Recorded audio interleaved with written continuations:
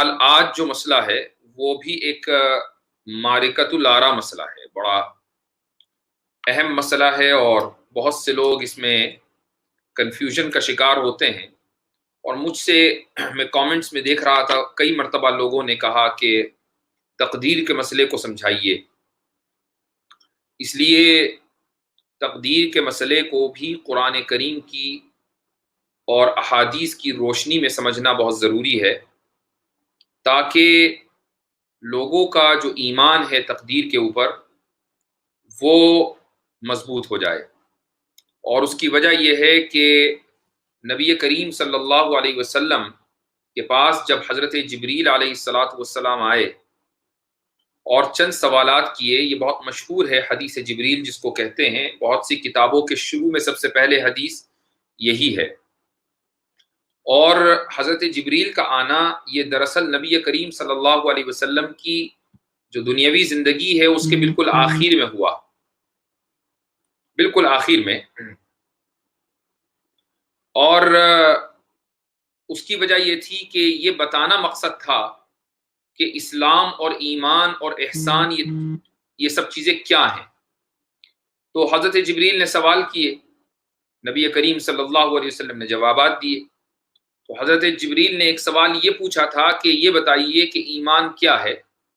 تو آپ صلی اللہ علیہ وسلم نے کئی چیزیں گنائی کہ ان تؤمن باللہ وملائکتہ وکتبہ والیوم الآخر اور وغیرہ وغیرہ۔ اس میں آخر میں ایک لفظ ہے والقدر خیرہ وشرہ، کہ تم ایمان لاؤ اللہ پر، اللہ کے رسول پر، اللہ کی کتابوں پر، روز جزا پر، اور آخر میں ایک لفظ آیا کہ اچھی اور بری تقدیر پر، والقدر خیرہ وشرہ، اچھی اور بری تقدیر پر تم ایمان لاؤ۔ تو اس کا مطلب یہ ہوا کہ تقدیر پر ایمان لانا، چاہے وہ اچھی ہو یا بری ہو، یعنی ہمارے اعتبار سے، اللہ کے اعتبار سے تو تقدیر تقدیر ہے، ہمارے اعتبار سے بہت سی چیزیں اچھی ہوتی ہیں، بہت سی چیزیں بری ہوتی ہیں، یعنی ہمیں بری لگتی ہیں۔ تو چاہے وہ ہمیں اچھی لگ رہی ہو یا بری لگ رہی ہو، ہم اس پر ایمان لائیں کہ یہ اللہ کے علم میں پہلے سے ہے اور اللہ کا طے کردہ نظام ہے، اس پر ایمان لانا ضروری ہے۔ تو اچھا، ایک چیز اور میں ذرا بتا دوں آپ کو کہ بہت سے لوگ غیر ضروری کامنٹس کرتے ہیں، غیر ضروری کامنٹ سے بچیں۔ اب ایک صاحب مجھ سے پوچھ رہے ہیں کہ میرا جو بیک گراؤنڈ ہے وہ بلیک کیوں ہے؟ تو ایسی کی کوئی خاص وجہ نہیں ہے، اگر محرم کا مہینہ ہوتا تو آپ یہ اعتراض کر سکتے تھے، کوئی خاص وجہ نہیں ہے، کوئی بھی کلر ہو سکتا ہے۔ تو خیر، تو فالتو کے کامنٹس نہ کریں۔ ہاں، کوئی اہم مسئلہ ہو تو آپ سوال کر سکتے ہیں اور انشاءاللہ میں اس کی کوشش کروں گا، اگر مجھے مناسب لگا تو تفسیر کو انٹرپٹ کر کے اس کا جواب دینے کی کوشش کروں گا۔ تو بہرحال تقدیر جو ہے وہ ایک بنیادی چیز ہے۔ اب یہاں سوال یہ ہوتا ہے کہ اگر اللہ نے ہر چیز پہلے سے طے کر دی تو پھر تو انسان کے پاس کوئی اختیار ہی نہیں ہوا، پھر انسان مکمل مجبور ہوا، اس کے پاس کوئی فری ول نہیں ہوئی، اس کے پاس کوئی ارادہ نہیں ہوا۔ تو پھر ایسے انسان کو سزا اور جزا دینے کا کیا مطلب، جب اس کا کوئی اختیار ہی نہیں ہے؟ وہ ایک روبوٹ ہے، وہ ایک مشین ہے، ایک سائنٹسٹ نے ایک مشین بنائی، وہ مشین اسی طریقے سے کام کرے گی جس حساب سے اور جس کام کے لیے اس کو ڈیزائن کیا گیا ہے۔ کمپیوٹر بنایا تو کمپیوٹر جو ہے وہ ڈیٹا کیلکولیٹ کرتا ہے، کمپیوٹر کا نظام ڈیٹا کیلکولیشن کے اوپر ہے، سارا کام ڈیٹا کیلکولیشن پر ہے کہ ڈیٹا ریسیو کرنا، اس کو کیلکولیٹ کرنا، اس کو ٹرانسفر کرنا، یہ کمپیوٹر کا کام ہے۔ اب آپ اس سے کہیں کہ نہیں تم کھانا بھی بناؤ، تو کمپیوٹر تو کھانا نہیں بنائے گا، یعنی کمپیوٹر خود کچن میں جا کر آپ کے لیے حلیم اور نہاری بنا دے، یہ تو نہیں ہوگا، چونکہ اس کام کے لیے کمپیوٹر کو بنایا نہیں گیا۔ ہاں، کل کو کوئی روبوٹ ایسا بن جائے کہ جو آپ کو حلیم اور بریانی بھی بنا کر دے، تو اس کا مطلب یہ ہوا کہ اس کو اس کام کے لیے بنایا گیا ہے، اس لیے وہ یہ کام کر رہا ہے۔ آپ اپنے فون سے، اپنے موبائل فون سے اگر یہ ایکسپیکٹ کریں کہ یہ مثلا وہ کام بھی کرے جس کام کے لیے اس کو نہیں بنایا گیا، کوئی بھی کام ہو سکتا ہے وہ، تو ظاہر ہے کہ فون کے اندر جو ایپس ہیں اور جو سسٹم ہے وہی چلے گا، اس کے علاوہ کوئی دوسری چیز نہیں چلے گی۔ تو انسان ایسا نہیں ہے جیسا کہ ڈیوائس ہو یا جیسا کہ مشین ہو، انسان کے پاس کچھ نہ کچھ ارادہ ہے۔ اس موضوع کے اوپر انشاءاللہ آج گفتگو کرنی ہے۔ آج بہت سارے پوائنٹس ہیں اور میں چاہوں گا جب میں یہ کہتا ہوں کہ آپ حضرات تھوڑا توجہ سے سنیں، تو اس کا مطلب یہی ہوتا ہے کہ آج تھوڑا اہم مسئلہ ہے اور تھوڑا ٹیڑھا بھی مسئلہ ہے. تو اس لیے آج میں پھر کہہ رہا ہوں کہ آپ حضرات تھوڑا توجہ سے سنیے گا, اور یہ جو عام مسائل ہیں کہ عید کی نماز کیسے پڑھنی ہے, جمعہ کی نماز کیسے, یا کہیں اور سیکھ لیجئے, بہت سارے ماشاءاللہ بہت ساری جگہ ہیں. یہاں آج جس چیز کے اوپر فوکس ہو رہا ہے اسی چیز کے اوپر توجہ دیجئے. آج کی جو سورت ہے وہ ہے سورہ دہر. سورہ دہر 29ویں پارے میں ہے اور سیکنڈ لاسٹ سورہ ہے 29ویں پارے کی. اس سورت کے اور بھی نام ہیں, سورہ دہر ہے, اسی طریقے سے سورہ انسان ہے, اسی طریقے سے سورہ امشاج ہے, لیکن دہر کے نام سے یہ بہت مشہور ہے. اور دہر کے معنی کیا آتے ہیں؟ زمانہ, ٹائم. سورت اس طریقے سے شروع ہوتی ہے, هل اتى على الانسان حين من الدهر لم يكن شيئا مذكورا. انسان پر کبھی ایسا وقت آیا ہے, انسان پر کبھی ایسا وقت آیا ہے کہ نہیں جب وہ کوئی قابل ذکر چیز نہیں تھا. یعنی یہ سوال ضرور ہے لیکن یہ سوال تحقیق کے انداز میں, یعنی ہر حال میں انسان پر ایک ایسا وقت بھی آیا ہے جب انسان کوئی قابل ذکر چیز نہیں تھا, یعنی انسان موجود نہیں تھا. ایک ٹائم ایسا بھی تھا جب انسان موجود نہیں تھا, پھر موجود ہوا. ایسا نہیں ہے کہ انسان ایٹرنل ہے اور انسان ہمیشہ سے ہے, بلکہ اس دنیا میں آپ جتنی بھی چیزیں دیکھتے ہیں وہ سب انسان سے پہلے, سب چیزیں انسان سے پہلے سے ہیں. انسان بعد میں آیا, جانور انسان سے پہلے سے, انسان بعد میں آیا. چاند اور سورج پہلے سے ہیں, انسان بعد میں آیا. زمین پہلے سے ہے, انسان بعد میں آیا. پانی پہلے سے ہے, انسان بعد میں آیا. ہوا اور آکسیجن پہلے سے ہیں, انسان بعد میں آیا. ہر چیز پہلے ہے, یعنی مکمل گھر تیار تھا, اس میں مکمل فرنیچر اور تمام لگژری کے سامان, سب چیزیں ریڈی. اب مہمان یہاں پر آ گیا.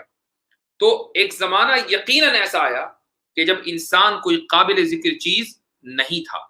یہ پہلی آیت ہے. اس کے بعد اللہ نے انسان کو بنایا. آیت نمبر 2, انا خلقنا الانسان من نطفة امشاج نبتلیہ فجعلناہ سمیعا بصیرا. ہم نے انسان کو ایک ملے جلے نطفے سے اس طرح پیدا کیا کہ اسے آزمائیں.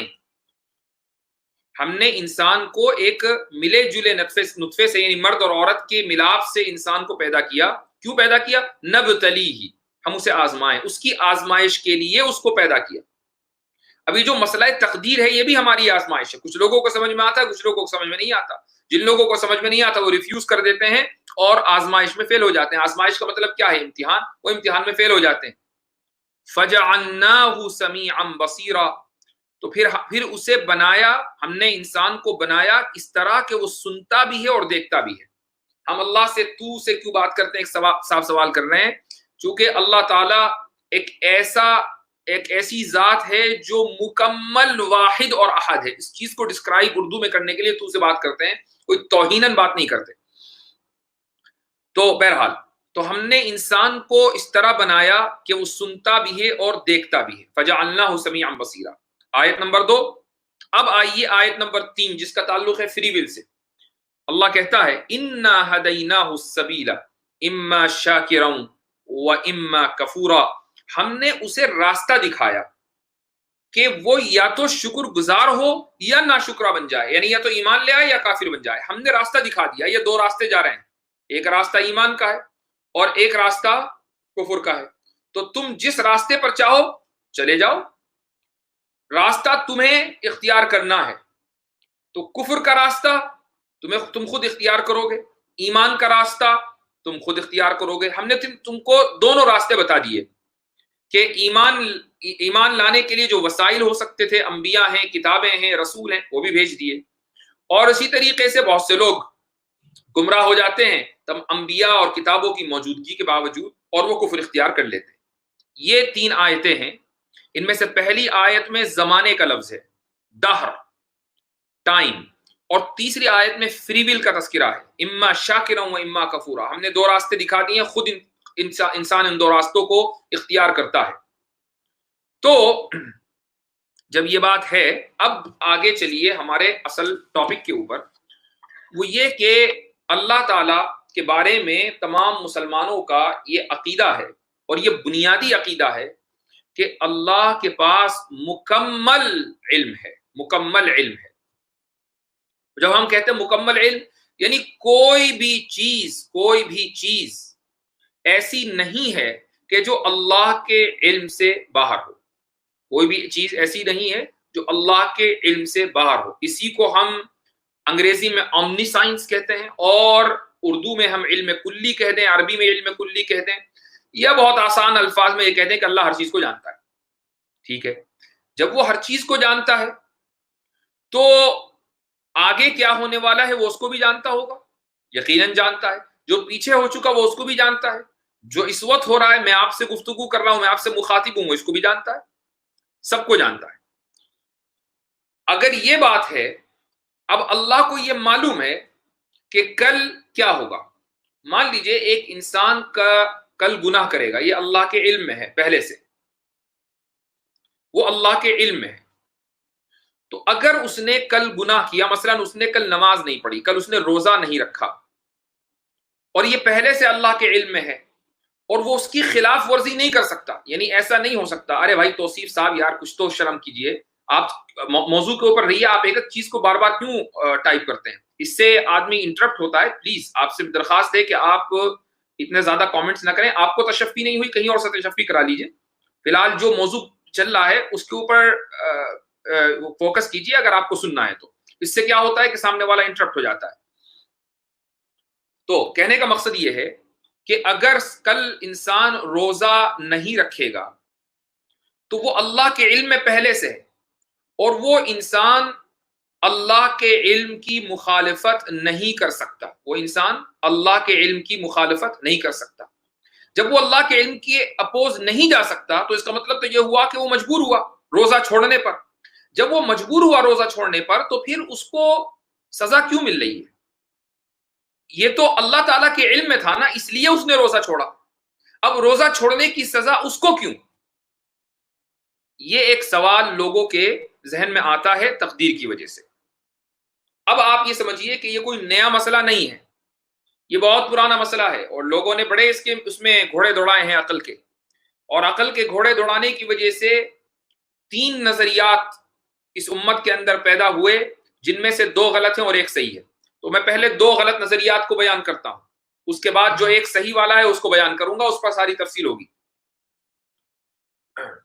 تو پہلا جو نظریہ ہے یہ ان لوگوں کا ہے کہ جن کو ہم قدریہ کہتے ہیں۔ قدریہ یہ ایک گروپ تھا، ایک فرقہ تھا قدریہ، یہ آج موجود نہیں ہے۔ صحابہ کرام رضی اللہ عنہم کے زمانے میں یہ فرقہ موجود تھا۔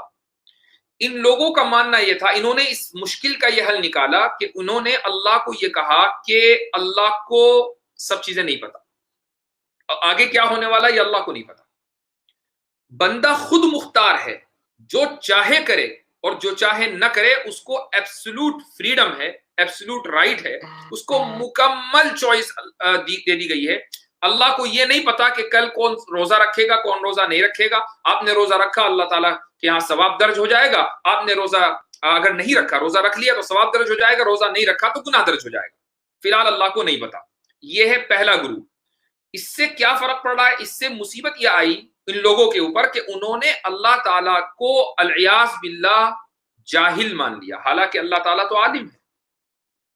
یعنی آگے کی کسی بات کا نہ پتہ ہونا یا کسی بھی چیز کا نہ پتہ ہونا، اس کا مطلب یہ ہوا کہ اللہ کو کوئی چیز اللہ کے پاس مکمل علم نہیں ہے۔ جس کے پاس مکمل علم نہ ہو وہ جاہل، اور یہ بالکل غلط ہے۔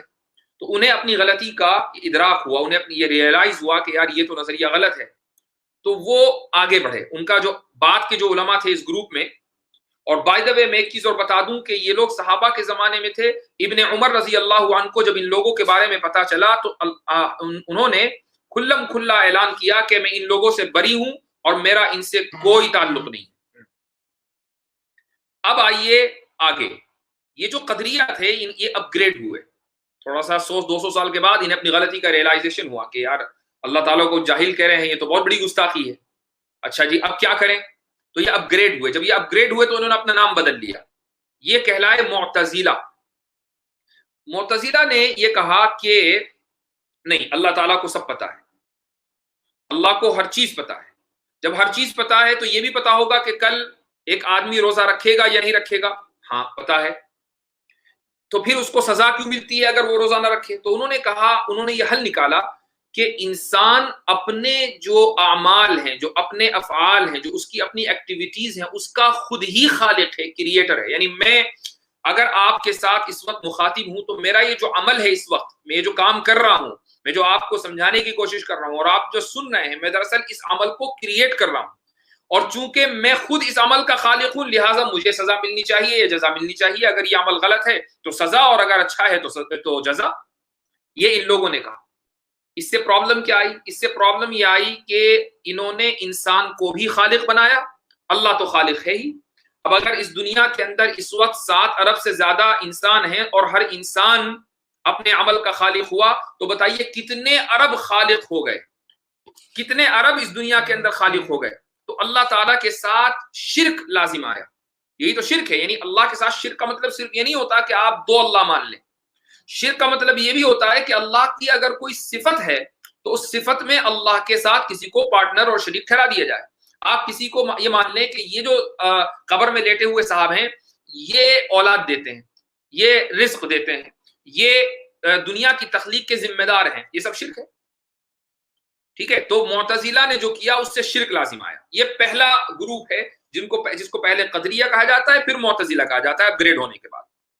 اب آئیے دوسرا نظر، اس کا جو اپوزٹ ہے، اس کا جو دوسرا ایکسٹریم ہے، اس کے بارے میں سنیے. ان لوگوں کو کہا جاتا ہے جبریہ. یہ بھی آج موجود نہیں ہے، حالانکہ عیسائیوں کے یہاں موجود ہے. مسلمانوں میں موجود نہیں ہے، عیسائیوں کے یہاں موجود ہے. اور بائی دا وے اس موضوع کے اوپر عیسائیوں نے ہالی ووڈ میں ایک مووی بھی بنا دی ہے. آپ کو حیرت ہوگی کہ 1991 میں وہ مووی ریلیز ہوئی. تو بہرحال اس سے یہ ثابت ہوتا ہے کہ ایک نظریہ عیسائیوں کے اندر چلا اور وہ آج تک موجود ہے، مسلمانوں کے اندر موجود نہیں ہے. وہ جو نظریہ ہے جبریہ کا، وہ یہ کہ انسان کے پاس کوئی فری ول نہیں ہے، انسان کے پاس کوئی ارادہ نہیں ہے، وہ مجبور محض ہے. یعنی اس کے پاس وہ مکمل مجبور ہے. جو وہ کام کرتا ہے وہ اس لیے کرتا ہے کہ اللہ کے علم میں. وہ اپنے ارادے سے ہل بھی نہیں سکتا، اپنے ارادے سے کچھ نہیں کر سکتا. نہ اپنے ارادے سے وہ ایمان لا سکتا، نہ اپنے ارادے سے وہ کفر کر سکتا، نہ اپنے ارادے سے وہ کھا سکتا، نہ وہ اپنے ارادے سے روزہ رکھ سکتا، نہ روزہ ترک کر سکتا. کوئی چیز اس کے ارادے میں نہیں ہے. انسان مجبور محض ہے. یہ جو لوگ ہیں یہ نہایت بڑے والے بے وقوف ہیں. کیوں؟ یعنی ان کی جو عقل ہے، ان کا جو آئی کیو لیول ہے، وہ جانور سے بھی بدتر ہے. کیسے؟ اس کی ایک مثال دیتا ہوں میں آپ کو. وہ مثال یہ ہے کہ ایک انسان اپنی مرضی سے، مثلا میں نے یہ ہاتھ ہلایا، یہ میں نے ہاتھ اپنی مرضی سے ہلایا ہے. اور ایک آدمی کو پارکنسن ڈیزیز ہے. پارکنسن ڈیزیز کا مطلب پتا کیا ہے؟ بہت سے لوگ شاید نہ سمجھتے ہوں. ہاتھ میں یا جسم میں راشا تاری ہونا. بہت سے لوگ جب بوڑھے ہو جاتے ہیں تو ان کا ہاتھ خود بخود ہلتا رہتا ہے، ایسے ایسے خود بخود ہلتا رہتا ہے، ان کی مرضی کے بغیر. وہ چاہیں بھی اگر اس کو روکنا تو رک نہیں سکتا. ایک یہ حرکت ہے ہاتھ کی. ایک میں نے اپنی مرضی سے ہاتھ ہلایا، اور ایک آدمی کو کہ ہاتھ میں راشا تاری ہو گیا، اس کو پارکنسن ڈیزیز ہے، اس کا ہاتھ ہلتا رہتا ہے یوں، وہ بغیر اس کے ارادے کے ہے. تو ایک بچہ بھی جس کا ذرا سا بھی اس کے اندر عقل ہے، وہ یہ فرق کرے گا کہ مرضی سے ہاتھ کس نے ہلایا اور بغیر مرضی کے ہاتھ کس کا ہل رہا ہے. بچے کا آئی کیو لیول ان لوگوں سے زیادہ ہے. بلکہ اور میں ایک اور مثال دیتا ہوں. ایک آدمی نے کتے کو پتھر مارا. پتھر ماریں گے آپ، اپنا ہاتھ ہلائیں گے، تھوڑا سا پوزیشن میں آئیں گے، وہ پتھر موو ہوگا، موو ہو کر اس کتے کے لگے گا. کتے کو آیا غصہ. اب مجھے یہ بتائیے کہ وہ اس پتھر کے پیچھے بھاگے گا یا آپ کے پیچھے بھاگے گا؟ ظاہر ہے کہ اتنا کتے کو بھی پتا ہے کہ یہ پتھر اپنی مرضی سے نہیں آیا ہے، یہ پتھر تو مجبور محض ہے، مکمل مجبور ہے. اس کے پیچھے بھاگ کر کیا فائدہ؟ یہ کس کے پیچھے بھاگے گا؟ انسان کے پیچھے. اس کو پتا ہے کہ اس نے اپنے ارادے سے مارا ہے، اسی کو کاٹو. تو ایک جانور کا جو آئی کیو لیول ہے وہ یہ کہ وہ کتے کے وہ انسان کے ارادے اور اس کے موومنٹ اور پتھر کے موومنٹ دونوں کے درمیان وہ کتا فرق کرتا ہے. یہ کتے کا آئی کیو لیول ہے. تو جب جبریہ نے یہ کہا کہ ایک انسان مکمل مجبور ہے، اس کے اختیار میں کچھ نہیں ہے، کچھ بھی نہیں ہے، تو دراصل انہوں نے یہ ثابت کیا کہ ان کا آئی کیو لیول ایک کتے سے بھی بدتر ہے. ٹھیک ہے. یہ 2 نظریات ہو گئے، دونوں غلط. اب میں آپ کو صحیح والا نظریہ بتاتا ہوں کہ صحیح والا نظریہ کیا ہے، لیکن اس کے لیے کچھ آیتیں آپ سن لیجئے۔ پہلی آیت یہ ہے کہ اللہ سبحانہ و تعالیٰ نے سورہ یاسین میں فرمایا وَالشَّمْسُ تَجْرِي لِمُسْتَقَرٍّ لَهَا ذَلِكَ تَقْدِيرُ الْعَزِيزِ الْعَلِيمِ ذَلِكَ تَقْدِيرُ الْعَزِيزِ الْعَلِيمِ، کہ سورج اپنے مدار میں چلتا ہے اور یہ اللہ کا طے کردہ نظام ہے، اللہ کے طے کرنے کی وجہ، اس کی تقدیر کی وجہ سے سورج اپنے مدار میں موو کر رہا ہے۔ وَالشَّمْسُ تَجْرِي لِمُسْتَقَرٍّ لَهَا، ایک آیت۔ ایک دوسری آیت ہے، یہ سورہ حامیم سجدہ کے اندر ہے، اللہ سبحانہ و تعالیٰ فرماتا ہے وَجَعَلَ فِيهَا رَوَاسِيَ مِن فَوْقِهَا وَبَارَكَ فِيهَا وَقَدَّرَ فِيهَا أَقْوَاتَهَا فِي أَرْبَعَةِ أَيَّامٍ سَوَاءً لِلسَّائِلِينَ، کہ اللہ تعالیٰ نے زمین بنائی، زمین میں پھر پہاڑ بنائے اور اس کے بعد زمین میں برکت دی اور زمین کے اندر رزق کو پھیلا دیا۔ وَقَدَّرَ فِيهَا أَقْوَاتَهَا، یعنی رزق اتنا دیا جتنی مخلوق ہے، ایک خاص اندازے کے مطابق طے کر کے اللہ تعالیٰ نے زمین میں رزق کو پھیلا دیا 4 دن میں۔ فی 4 ایام سواء للسائلین، یہ 4 دن کا کیا مطلب ہے یہ کسی دوسرے موقع پر بتاؤں گا۔ ایک دو آیت ہو گئی۔ تیسری آیت ہے انا کل شیء خلقناہ بقدر، کہ ہر چیز کو ہم نے ایک خاص اندازے سے تقدیر کے مطابق بنایا ہے۔ یہاں سے تقدیر ثابت ہوئی۔ ایک اور آیت ہے سورہ لقمان میں ہے، آخری آیت وَعِندَهُ مَفَاتِحُ الْغَيْبِ لَا يَعْلَمُهَا إِلَّا هُوَ، اللہ کے پاس غیب کی کنجیاں ہیں، اللہ ہی جانتا ہے، اس کے علاوہ کوئی دوسرا ان چیزوں کو نہیں جانتا۔ وہ جانتا ہے کہ سمندر میں اور خشکی میں کیا ہے، يَعْلَمُ مَا فِي الْبَرِّ وَالْبَحْرِ وَمَا تَسْقُطُ مِنْ وَرَقَةٍ إِلَّا يَعْلَمُهَا وَلَا حَبَّةٍ فِي ظُلُمَاتِ الْأَرْضِ وَلَا رَطْبٍ وَلَا يَابِسٍ إِلَّا فِي كِتَابٍ مُبِينٍ، کہ ایک پتا بھی اگر گرتا ہے اللہ تعالیٰ جانتا ہے، اگر رات کی تاریکیوں میں کوئی بیج بھی موو ہوتا ہے، چاہے وہ خشک ہو یا تر ہو، اللہ تعالیٰ جانتا ہے، وہ لکھا ہوا ہے کتاب مبین میں، اللہ کے علم میں، ہر چیز اللہ کے علم میں ہے۔ اگر ایک چھوٹا سا بیج اس کائنات میں وہ اللہ کے علم ہے، تو انسان کی جو ساری ایکٹیویٹیز اللہ کے علم میں ہوئی، تو اس کا مطلب یہ ہوا کہ ہر چیز اللہ کے علم میں، انسان کا فیوچر بھی، اس کا پاسٹ بھی، اس کا پریزنٹ بھی، اس کا ماضی، اس کا حال اور اس کا مستقبل، میں کل کیا کروں گا یہ اللہ کو پتا ہے۔ اگر ایک چھوٹے سے پتے اور بیج کے بارے میں پتا ہے تو ایک انسان کے بارے میں تو پتا ہے ہی۔ تو اس کا مطلب یہ ہوا کہ تقدیر ایک بنیادی چیز ہے ایمان کی۔ اب یہ جو تیسرا نظریہ ہے وہ کیا ہے؟ وہ یہ ہے کہ انسان نہ تو مکمل مختار ہے اور نہ ہی مکمل مجبور ہے۔ کیا مطلب؟ یعنی نہ تو یہ ہے کہ مجھے ایبسولوٹ فریڈم ہے، اور نہ ہی یہ کہ میں ہر حال میں مجبور ہوں کہ جو میں کچھ کر ہی نہیں سکتا اپنی مرضی سے، ایسا نہیں۔ دونوں چیزیں ہیں، مجھے اختیار بھی ہے اور کہیں کہیں میں مجبور بھی ہوں۔ وہ جگہیں کیا ہے جہاں میں مجبور ہوں؟ مثلا انسان کا رنگ، اس کی نسل، اس کا خاندان، اس کی پیدائش کا وقت، اس کا رزق، اس کی موت کا وقت، اس کی موت کا سبب، یہ وہ ساری چیزیں ہیں کہ جہاں انسان مجبور ہے۔ آپ نے اپنا خاندان خود نہیں چنا تھا، ورنہ تو ہر ایک آدمی سید پیدا ہوتا۔ بہت سے لوگ ایسے ہوتے ہیں کہ جو اپنا نسب چینج کر کے سید بن جاتے ہیں، تو پہلے ہی سے کچھ کام کر لیتے کہ بھئی اس طرح کے سیدوں میں ہی پیدا ہوں، کچھ اس طرح کی کچھ تگڑم لڑاتے سب لوگ۔ حالانکہ ایسا نہیں، تو اللہ تعالیٰ ہی یہ طے کرتا ہے کہ کس کو کس خاندان میں پیدا ہونا ہے۔ ٹھیک ہے، ایک آدمی خوبصورت ہو یا بدصورت ہو، یہ انسان کے اپنے اختیار میں نہیں ہے، اللہ تعالیٰ بناتا ہے۔ کوئی اپنے اختیار سے خوبصورت اور بدصورت ہو کے دکھائے، پیدائش سے۔ میک اپ کر کے خوبصورت ہونا خوبصورتی نہیں ہے، پینٹ کر کے اپنے چہرے کے اوپر خوبصورت ہونا خوبصورتی نہیں ہے۔ تو یہ چیز ایسی ہے کہ انسان مجبور ہے۔ کوئی آدمی ذرا اپنے پیدائش کا وقت سیٹ کر کے بتائے کہ میں فلاں تاریخ میں پیدا ہوں گا، چاہے کتنا ہی بڑا ملحد ہو، اس بات کو ثابت کر کے دکھا دے۔ اسی طریقے سے کوئی آدمی اپنی موت کا وقت طے کر کے بتا دے۔ یہ سب چیزیں ایسی ہیں جہاں انسان مجبور ہے۔ اچھا، کچھ چیزوں میں انسان کو اختیار بھی ہے۔ مثال کے طور پر میں اس وقت بول رہا ہوں تو میں اپنے ارادے سے بول رہا ہوں، تو یہ جو میں نے بولا یہ اپنے ارادے سے بولا۔ اگر میں خاموش رہوں گا تو اپنے ارادے سے خاموش رہوں گا، یا اسی طریقے سے آپ سن رہے ہیں تو اپنے ارادے سے سن رہے ہیں۔ آپ کمپیوٹر یا اپنا فون بند کر دیں گے تو اپنے ارادے سے بند کریں گے۔ یہ سب چیزیں انسان کے کنٹرول میں ہیں اور اس کے ارادے میں ہیں. اس سے یہ پتا چلا کہ انسان کہیں کہیں مجبور ہے اور کہیں کہیں اس کو اختیار ہے. ٹھیک ہے. اب ایک لفظ اور سنیے آپ, یہ ٹرم ہے, اس ٹرم کو تھوڑا سمجھنا ہوگا مثالوں سے, اور جب یہ آپ کے سامنے واضح ہو جائیں گے تو مسئلہ اور کرسٹل کلیئر ہو جائے گا انشاءاللہ تعالی. ایک ٹرم ہے جس کو عربی میں اور اردو میں ہم کہتے ہیں کسب, اور انگریزی میں اس کو کہتے ہیں پرفارمنس. کسی چیز کو پرفارم کرنا, پرفارمنس کا مطلب کسی چیز کو پرفارم کرنا, کسی چیز کو کرنا. اسی کو ہم عربی میں جو ایک یعنی ایک ٹرم ہے عقیدے کی, وہ ہے کسب. کسب کی مثال میں آپ کو بتاتا ہوں, تب آپ کے سمجھ میں آئے گا. ایک مثلا آپ دیکھیے دن میں سورج نکلتا ہے. یہ جو سورج ہے یہ ہمارے اس زمین کے اوپر بلا واسطہ بغیر کسی بیچ میں کوئی چیز حائل ہوئے ڈائریکٹ روشنی ڈالتا ہے. یہی وجہ ہے کہ گرمیوں کے اندر اس کی جو اس نے روشنی ڈالی ڈائریکٹ, اس کی وجہ سے گرمی بڑھ جاتی ہے. اور اس روشنی کو ہم جو دن میں پڑتی ہے اس کو دھوپ بولتے ہیں, اس کا نام بھی دوسرا ہی ہوتا ہے. اس کی تاثیر الگ ہوتی ہے, اس کی خصوصیات الگ ہوتی ہیں. وہ موسموں کی تبدیلی کے لیے ضروری ہوتا ہے, وہ کھیتی باڑی کے لیے ضروری ہوتا ہے.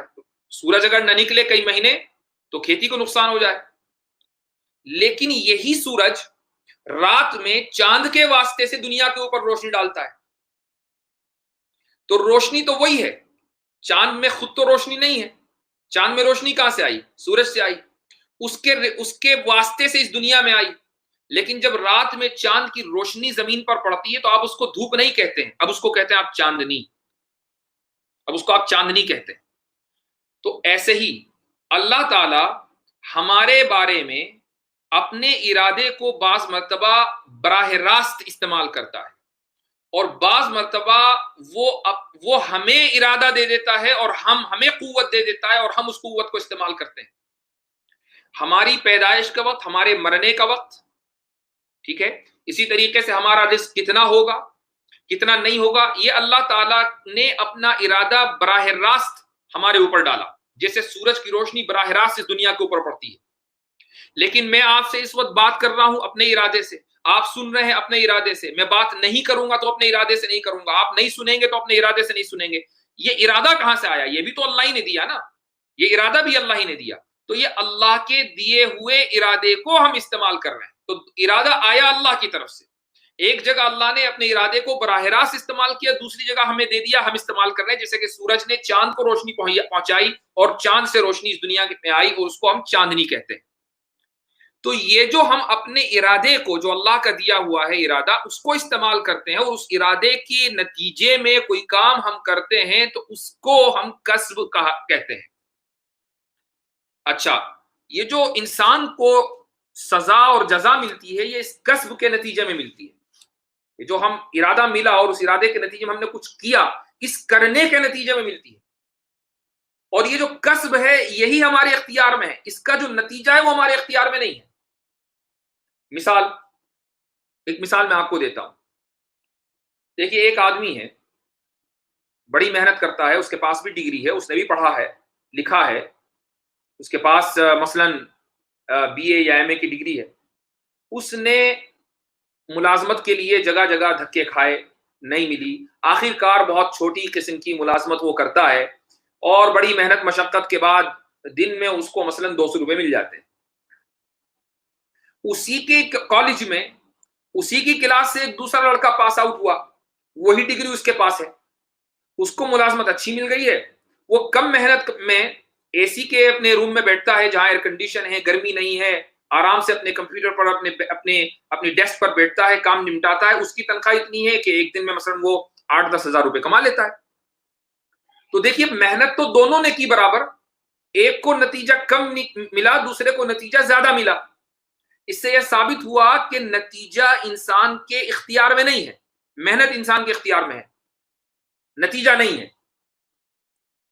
تو اب جو اللہ تعالیٰ سزا یا جزا دیتا ہے وہ ہمارے اس عمل یا کسب کی بنیاد پر دیتا ہے. اس کو ایک اور مثال سے سمجھ لیجئے. ایک آدمی مثلا پکا ارادہ کر لیتا ہے کہ وہ گناہ کرے گا, وہ گناہ کرے گا. مثال کے طور پر ایک آدمی نے کسی لڑکی کے ساتھ سیٹنگ کی، زنا کرنے کی سیٹنگ کی، یا اس نے ارادہ کیا کہ وہ بینک سے سود لے گا، ٹھیک ہے، بینک میں چلا گیا، سود کے لیے فائل کر دیا، اس نے کاغذات بھر دیے، سب کام کر دیا، مکمل ڈٹرمنیشن کا سود لینا ہے، یا اسی طریقے سے ایک لڑکا اور لڑکی مکمل تیار ہیں کہ حرام کاری کرنی ہے، لیکن اچانک کوئی چیز رکاوٹ آ جاتی ہے.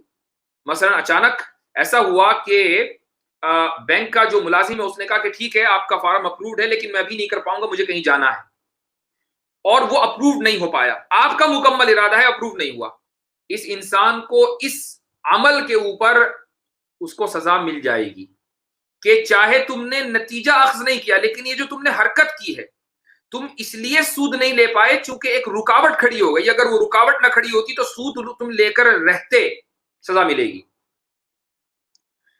ایسے ہی ایک آدمی نیت کرتا ہے کہ میں حج پر جاؤں گا، نیت کرنے کے بعد وہ اس کے لیے پائی پائی جوڑنے لگتا ہے، پیسے جمع کرتا ہے. اب مثلا ایک آدمی نے اس سال حج کا ارادہ کیا، مکمل پیسے جمع ہو گئے، سال ہر سال سے جمع کر رہا تھا، اچانک پوری دنیا کے اندر لاک ڈاؤن ہو گیا، جہاز بند ہو گئے، سعودی عرب نے حج کینسل کر دیا، اور ادھر اس آدمی کا سامان لوٹ گیا.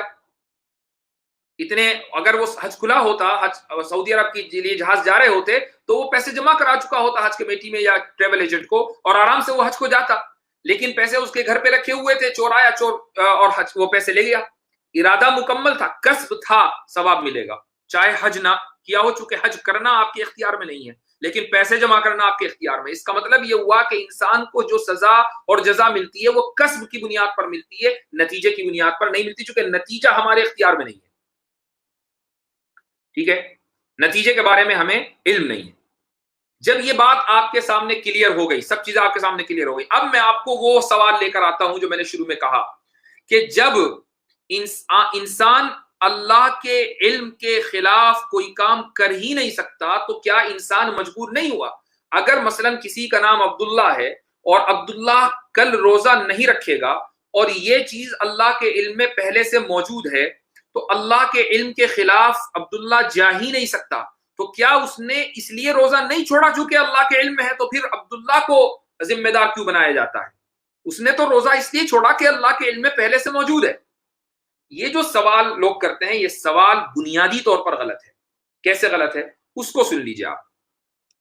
دیکھیے یہ جو پہلے بعد میں، پہلے آج کل پرسوں، یہ جو زمانے کی اکائیاں ہیں، یہ جو زمانے کی یونٹس ہیں، یہ اسی طریقے سے ماضی، حال، مستقبل، پاسٹ، پریزنٹ، فیوچر، یہ سب چیزیں ہمارے اعتبار سے ہیں، اللہ کے اعتبار سے نہیں. ہمارے لیے کوئی چیز پہلے اور بعد میں ہوتی ہے، ہمارے لیے کوئی چیز ماضی، حال اور مستقبل ہے. ماضی کا جو بات میں واقعہ ہو چکا ہے ہم نہیں جا سکتے، ہمارے علم میں ضرور ہوگا لیکن ہم نہیں جا سکتے ماضی میں. حال جو اس وقت چل رہا ہے ہم اس کے بارے میں جانتے ہیں، مستقبل کے بارے میں ہم نہیں جانتے، لیکن اللہ تعالیٰ تینوں زمانوں کے بارے میں ایکولی جانتا ہے. کیوں؟ کیسے جانتا ہے؟ اس لیے کہ اللہ تعالیٰ صرف میرا اور آپ کا خالق نہیں ہے، وہ زمانے کا بھی خالق ہے. اس نے یہ زمانہ بھی بنایا ہے، جس طریقے سے انسان کو بنایا زمانے کو بھی بنایا. جب مجھے بنانے اور آپ کو بنانے کی وجہ سے وہ میرے ایک ایک چیز سے واقف ہے، میرے ان اینڈ آؤٹ سے واقف ہے، میرے مزاج سے واقف ہے، میری عادتوں سے، میرے گناہوں سے، میری اچھائیوں سے، ہر چیز سے وہ واقف ہے، چونکہ اس نے مجھے بنایا، آپ کو بنایا. تو جس ٹائم کو اس نے بنایا کیا اس ٹائم کی تمام اکائیوں سے وہ واقف نہیں ہوگا؟ ظاہر ہے کہ وہ اس ٹائم کی اکائیوں سے بھی واقف ہوگا، مکمل طریقے سے واقف ہوگا. اچھا ایک چیز، دوسری چیز، یہ ٹائم ہے کیا؟ دیکھیے ہم سورہ دہر کی پر بات کر رہے ہیں. سورہ دہر، دہر کے معنی آتے ہیں ٹائم. تو ٹائم کا تقدیر سے کیا ریلیونس ہے اس سے آپ کو اندازہ ہو گیا ہوگا. میں نے اس لیے اس سورت کا انتخاب کیا. ٹائم جو ہے وہ آج ماڈرن سائنس اس چیز کو مانتی ہے کہ ٹائم جو ہے وہ ایک ڈائمنشن ہے. ٹائم ایک ڈائمنشن ہے، ایک جہت ہے. مثلا میں بیٹھا ہوں آپ کے سامنے تو میری جسم میں 3 ڈائمنشنز ہیں، لمبائی، چوڑائی اور موٹائی.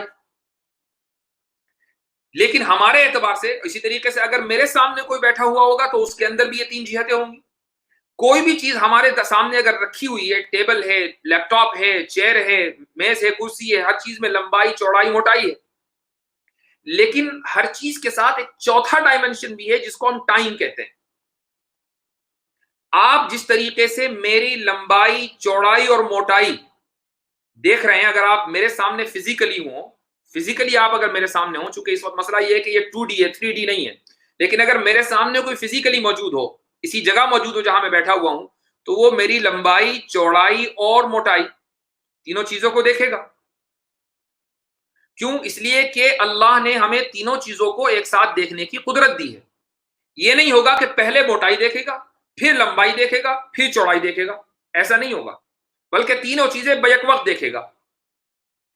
اللہ تعالیٰ نے ٹائم بنایا، لہٰذا وہ ٹائم سے باہر ہے. چونکہ اللہ تعالیٰ اگر کوئی چیز بناتا ہے تو وہ اس کے اندر نہیں ہو سکتا. یہ میری بہت مشہور ویڈیو ہوئی جس کو الحمدللہ 1 کروڑ سے لوگ زیادہ دیکھ چکے ہیں. اس میں نے ایک بات کہی تھی ایک ملحد کے جواب میں، شاید آپ میں سے بہت سے لوگوں نے وہ ویڈیو دیکھی ہو. اس نے مجھ سے پوچھا کہ اللہ کہاں ہے؟ میں نے کہا کہ اللہ تعالیٰ کے بارے میں یہ سوال ہی غلط ہے، کہاں اور کب ہے؟ چونکہ اللہ تعالیٰ زمان اور مکان سے باہر ہے، اور جو اس کی وجہ یہ ہے کہ اللہ زمان اور مکان کو بنانے والا ہے. جو مثلا ایک آدمی نے کمپیوٹر بنایا تو وہ کمپیوٹر کے اندر نہیں ہو سکتا، کمپیوٹر کے باہر ہی بیٹھا ہوگا. تو اللہ تعالیٰ نے زمان اور مکان کو بنایا تو اللہ تعالیٰ زمان اور مکان کے باہر ہے. جس طریقے سے کمپیوٹر کا بنانے والا یا کسی ڈیوائس کا بنانے والا اس کے ان اینڈ آؤٹ سے واقف ہوتا ہے مکمل، ایسے ہی اللہ تعالیٰ نے زمان اور مکان کو بنایا تو وہ زمانے کے ان اینڈ آؤٹ، اس کی جتنی یونٹس ہیں سب کے بارے میں جانتا ہے. وہ ماضی، حال اور مستقبل، وہ پہلے کیا ہو رہا ہوا، اب کیا ہو رہا ہے اور آگے کیا ہوگا، وہ تینوں کو اسی طریقے سے دیکھ رہا ہے جیسے آپ اس وقت مجھے دیکھ رہے ہیں. ٹھیک ہے؟ جب یہ بات ثابت ہو گئی، چونکہ اللہ نے ٹائم بنایا ہے تو ٹائم کی تینوں یونٹس کو وہ ایک ہی ساتھ جانتا ہے. اب آپ کو میں ایک اور مثال دیتا ہوں. آپ اس وقت مجھے دیکھ رہے ہیں، آگے مستقبل میں کیا کروں گا یہ آپ کو نہیں پتا. میرا ماضی آپ کے سامنے نہیں، لیکن میرا حال آپ کے سامنے ہے کہ لائیو آپ مجھے اس وقت دیکھ رہے ہیں کہ میں کیا کر رہا ہوں. اور میں کیا کر رہا ہوں؟ میں آپ سے گفتگو کر رہا ہوں.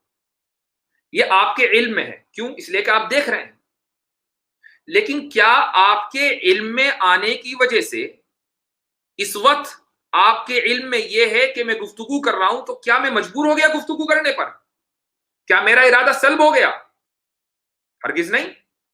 آپ کے جاننے کی وجہ سے کہ میں گفتگو کر رہا ہوں اس وقت، ہرگز میں مجبور نہیں ہوا.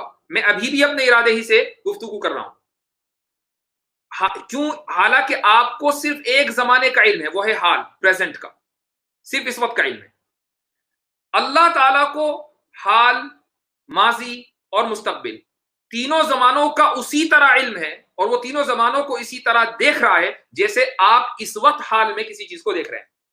تو اگر آپ کے کسی چیز کو دیکھنے کے نتیجے میں جو علم آپ کو حاصل ہوا اس کی وجہ سے اس چیز کا ارادہ ختم نہیں ہو جاتا، ایسے ہی اللہ تعالی ہمارے حال اور ہمارے مستقبل اور ہمارے ماضی کو اسی طرح دیکھ رہا ہے جیسے ہم کسی کے حال کو دیکھ رہے ہیں، اور اس کے اس دیکھنے اور جاننے کی وجہ سے ہمارا ارادہ ختم نہیں ہو جاتا، ہم اپنے ہی ارادے سے وہ کام کرتے ہیں. اچھا، یہ کیسے ممکن ہے؟ یہ کیسے ممکن ہے؟ اس کے لیے آپ میں شیئر کرتا ہوں ایک چیز آپ کے سامنے، اس کو ضرور دیکھیے. یہ بھی بڑا زبردست کانسیپٹ ہے. سائنس جو ہے وہ دراصل اسلام کی خادم ہے. بہت سی چیزیں جو ہیں جب سائنس میں آتی ہیں تو کلیئر ہو جاتی ہیں. آپ یہ دیکھیں، یہ ایک ڈائیگرام ہے. اس گولائی میں سمجھ لیجئے یہ دنیا ہے، لیکن یہ 3D دنیا نہیں ہے، یہ 2D ہے. اس میں 2 ڈائمنشن ہے. اس میں چوڑائی ہے، لمبائی ہے، اس میں موٹائی نہیں ہے. ایک کاغذ کے اوپر بنائی گئی ہے.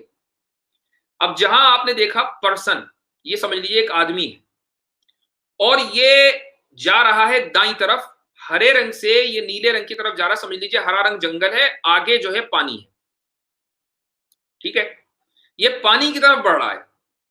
لیکن چونکہ اس پرسن میں موٹائی نہیں ہے، صرف لمبائی اور چوڑائی ہے، تو اس کو یہ نہیں پتا کہ آگے کیا آئے گا. یہ صرف چلا جا رہا ہے. آگے کیا آئے گا یہ اس کو نہیں پتا. یہ پورا جنگل کراس کرے گا تو پانی نظر آئے گا. لیکن میرے اندر چوڑائی بھی ہے، موٹائی بھی ہے، لمبائی بھی ہے.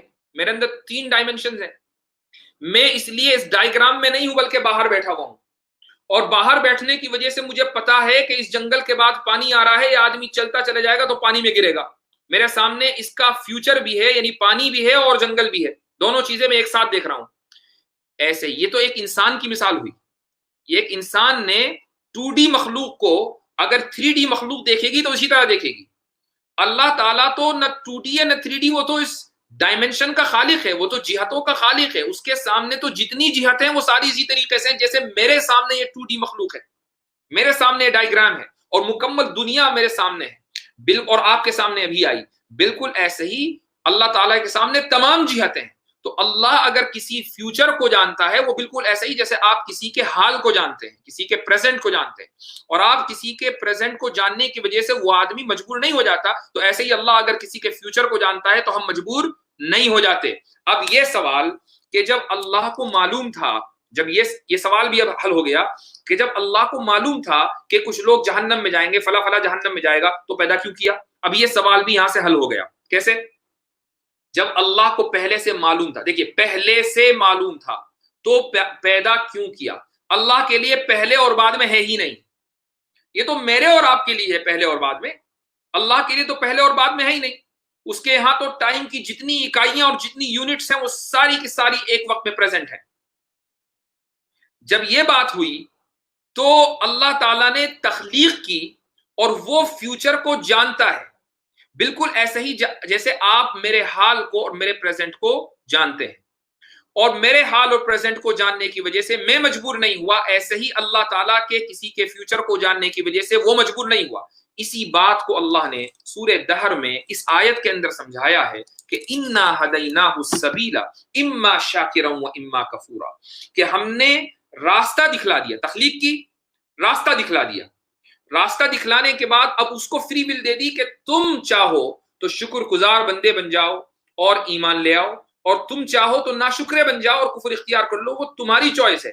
جانتا اللہ پہلے سے ہے کہ وہ انسان کیا کرے گا، لیکن وہ انسان جو بھی راستہ اختیار کرے گا وہ اس لیے نہیں کرے گا کہ اللہ تعالیٰ پہلے سے جانتا ہے، جیسا کہ آپ اس وقت جانتے ہیں کہ میں کیا کر رہا ہوں، لیکن میں ابھی بھی اپنے اختیار سے کر رہا ہوں جو کچھ کر رہا ہوں. یہ ہے مسئلہ تقدیر کی مختصر وضاحت. لیکن ظاہر ہے کہ اس میں بہت سی چیزیں، ایک چیز اور لاسٹ پوائنٹ ہے وہ بتا دوں میں آپ کو، کہ اللہ تعالیٰ کے بارے میں جو ہم بات کرتے ہیں، گفتگو کرتے ہیں، اس کو ہم تھیولوجی یا الہیات بولتے ہیں. اردو میں الہیات، عربی میں بھی اور انگریزی میں اس کو تھیولوجی کہا جاتا ہے. تو بہت سی مرتبہ لوگوں کی یہ کوشش ہوتی ہے کہ اللہ سے ریلیٹڈ جتنی بھی چیزیں ہیں ان کا منطقی انداز میں لاجیکل اور اس کا ریشنل ایکسپلینیشن کیا جائے، اور بعض مرتبہ وہ ریشنل اور لاجیکل ایکسپلینیشن نہیں ہو پاتا. تو اس کا مطلب یہ نہیں ہے کہ وہ چیز غلط ہے. کیوں؟ اس لیے کہ جب میں کوئی چیز ریشنلی بیان کروں گا تو وہ قانون جس کی روشنی میں وہ بیان کر رہا ہوں، وہ قانون میرے جیسے لوگوں کا جن کے پاس کچھ زیادہ عقل ہے، انہوں نے وہ قانون بنایا ہے، اس قانون کی روشنی میں کسی چیز کو ریشنلی ایکسپلین کروں گا. تو میری اور آپ کی جو عقل ہے، ہم اللہ تعالیٰ کو اس کے تابع نہیں کر سکتے. میری اور آپ کی عقل لمیٹڈ ہے، انلمیٹڈ نہیں ہے. اللہ تعالیٰ نے ہماری عقل کو بنایا، جب ہماری عقل کو بنایا تو عقل لمیٹڈ ہوئی، انلمیٹڈ تو ہوئی نہیں. تو اور اللہ کی ذات وہ کسی لمٹ اور باؤنڈری میں باؤنڈ نہیں ہے. اللہ کی ذات کوئی لمیٹڈ نہیں ہے کہ بھائی اتنی بڑی ہے اتنی چوڑی ہے، وہ کسی لمٹ میں ہے ہی نہیں. تو ایک لمیٹڈ چیز سے جو کہ عقل ہے، آپ انلمیٹڈ ذات کا، انفینٹ ذات کا، ایک غیر متناہی ذات کا مکمل ادراک کر سکے، یہ ممکن نہیں ہے. تو اس لیے بعض مرتبہ اگر کوئی چیز عقل میں نہ آ رہی ہو تو اس کا مطلب یہ نہیں ہے کہ وہ غلط ہے. اس کا مطلب یہ ہے کہ آپ کی عقل نے، انسان کی عقل نے ابھی اتنی ترقی نہیں کی ہے کہ اس چیز کو وہ صحیح طریقے سے سمجھ سکے. یہی وجہ ہے کہ اللہ نے ہدایت کے لیے انسان کو اس کی عقل کا غلام بنا کر نہیں چھوڑا. یہ نہیں کہا کہ نہیں تم اپنی عقل سے فگر آؤٹ کرو کہ تمہیں مسلمان بننا چاہیے یا کافر بننا چاہیے، تم خود اپنی عقل لڑاؤ. نہیں، ایسا نہیں، بلکہ اللہ کو معلوم ہے کہ عقل اگر انسان دوڑائے گا خود ہی تو غلطی کرے گا. اس لیے انبیاء بھیجے، رسول بھیجے، کتابیں بھیجیں اور صحیفے بھیجے اور ہدایت کا مکمل سامان کیا، جو کہ اللہ کو معلوم تھا کہ انسان کی عقل بہت لمیٹڈ ہے. جب اس سے یہ کہا جائے گا کہ تم ایک انلمیٹڈ چیز کو اپنی عقل کے ذریعے ڈسکور کرو تو ہر حال میں وہ غلطی کرے گا. لہٰذا احسان کرتے ہوئے اس انسانیت کے اوپر اللہ نے ہدایت کا سامان بھی کیا ہے. تو بہرحال یہ مسئلہ تقدیر کی مختصر سی وضاحت ہے، اور امید ہے کہ اس وضاحت کے بعد اور اس مکمل ویڈیو کو سن لینے کے بعد شروع سے لے کر آخر تک مسئلہ تقدیر کے بارے میں آپ کا جو کانسیپٹ ہے وہ مکمل طریقے سے کلیئر ہو گیا ہوگا، اور اس بارے میں جو کنفیوژن ہے وہ دور ہو گیا ہوگا، اور ایمان اللہ کے فضل سے مضبوط ہو گیا ہوگا، چونکہ قدر کے اوپر ایمان لانا، تقدیر کے اوپر ایمان لانا یہ بنیاد ہے، یہ بنیادی چیز ہے، ایک فنڈامنٹل ہے۔ اس لیے یہ ضروری ہے کہ عام عوام بھی اس مسئلے کو بہت اچھی طریقے سے سمجھ لیں اور اس تعلق سے کسی بھی طرح کے کنفیوژن کا شکار نہ ہو۔